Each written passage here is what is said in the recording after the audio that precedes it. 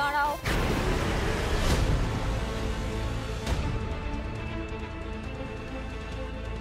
এত রাতে তুমি কোথা থেকে ফিরছো? কি ব্যাপার? কি সারা রাত বাড়ি ফেরোনি? চুপ করে আছো কেন? যেটা জানতে চাইছি সেটা বলো। এত রাতে তুমি কোথা থেকে ফিরছো? সেই কৈফিয়ত আমি তোকে দেবো নাকি? আমি হলাম এই বাড়ির বড় বউ, বুঝলি? তুই আমার ছোট যা, আর তুই তুই হলি আমার ঠাকুর। তুই আমার কাছে কৈফিয়ত চাইবি না, কেমন? আমি যদি কাউকে কৈফিয়ত দিতে বাধ্য হই সেটা হলো আমার স্বামী। এই শোনো, একদম বেশি পটর পটর করবে না, হ্যাঁ? আমি জানতে চেয়েছি এত রাতে তুমি কোথা থেকে ফিরছো। কোথায় গেছিলে তুমি? খুব স্বাধীন হয়ে গেছো না তুমি? কি ভাবছো এটা একটা হোটেল? যখন খুশি আসবে, যখন খুশি যাবে। কি হচ্ছে এগুলো?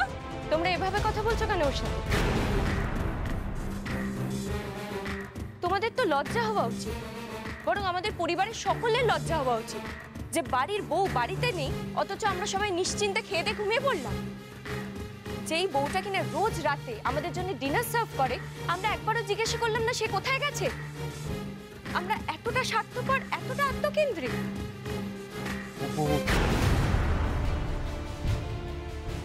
বাড়ির ছোট বোন ছোট বোনের মতোই থাকো।